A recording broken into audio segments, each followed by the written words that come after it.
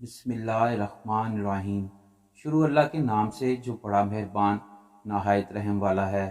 السلام علیکم۔ ایک دفعہ حضرت مالک دینار رحمۃ اللہ علیہ کشتی میں سفر کر رہے تھے۔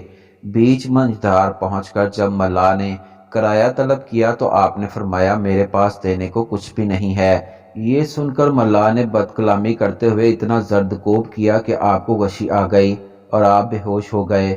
جب غشی دور ہوئی تو ملا نے دوبارہ کرایہ طلب کرتے ہوئے کہا کہ اگر تم نے کرایہ ادا نہ کیا تو میں تمہیں دریا میں پھینک دوں گا۔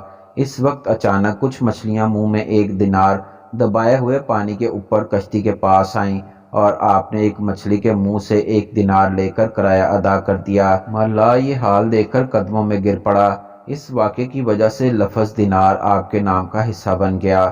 عزت دولہ کے امراء میں سے ایک ترکی نوجوان تھا۔ اس نے یہ حرکت شروع کی کہ مکان کی دیوار کے سوراخ سے اس مکان میں رہنے والی عورت کو دیکھتا تھا۔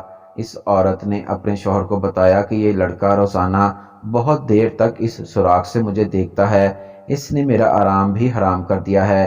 گھر پر کوئی نہیں ہوتا، میری سمجھ میں نہیں آتا کہ میں کیا کروں۔ اس کے شوہر نے کہا کہ تم اس کے نام خط لکھو جس کا مضمون یہ ہو کہ روزانہ کھڑا ہونا بیکار بات ہے۔ جب عشاء کی نماز کے بعد اچھی طرح اندھیرا ہو جائے اور لوگ سو کر غافل ہو جائیں تو تم گھر میں آ جانا، دروازے کے پیچھے ہی کھڑی ہوں گی۔ چنانچہ اس کے بعد شوہر نے دروازے کے پیچھے ایک گہرا گڑھا کھودا اور اس کے انتظار میں کھڑا ہو گیا۔ جب وہ لڑکا آیا اور دروازہ کھولا اور اندر داخل ہوا تو اس عورت کے شوہر نے اس کو دھکا دے کر گڑھے میں ڈال دیا اور اس پر مٹی ڈال کر دفن کر دیا۔ اس واقعے کو کئی دن گزر گئے، کسی کو کچھ خبر نہ ہوئی۔ عزت دولہ نے دریافت کیا کہ فلاں شخص کہاں ہے۔ اس کو بتایا گیا کہ اس کا کچھ پتہ نہیں۔ وہ اس پر غور و فکر کرتا رہا یہاں تک کہ اس کی تحقیق کی کہ انہوں نے یہ صورتحال نکالی کہ ایک شخص کو اس مؤذن کو بلانے کے لیے بھیجا جو اس مقام کے قریب ہونے والی مسجد کا مؤذن تھا۔ اس کو بظاہر سخت پکڑا اور عزت دولہ کے سامنے حاضر کر دیا۔ پھر اس نے مؤذن سے کہا کہ یہ 100 دینار لے لو اور جو کچھ ہم تم کو حکم دیں اس کی تعمیل کرو۔ جب تم اپنی مسجد میں جاؤ تو عشاء کی اذان زیادہ رات گئے یعنی دیر سے دے کر مسجد میں بیٹھ جانا۔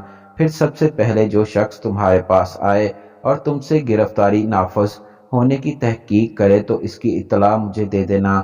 اس نے کہا ہاں بہت اچھا۔ چنانچہ اس نے ایسا ہی کیا اور جو شخص سب سے پہلے مسجد میں تحقیق کے لیے آیا وہ شخص تھا جس نے لڑکے کو مارا تھا۔ اس نے مؤذن سے کہا کہ میرا دل تیری طرف لگا ہوا تھا اور تمہیں اس طرح گرفتار کر کے عزت دولہ کی تم سے کیا غرض تھی؟ مؤذن نے کہا کہ کوئی خاص بات نہیں تھی۔ جب صبح ہوئی تو مؤذن نے عزت دولہ کے پاس جا کر پورا حال بتایا۔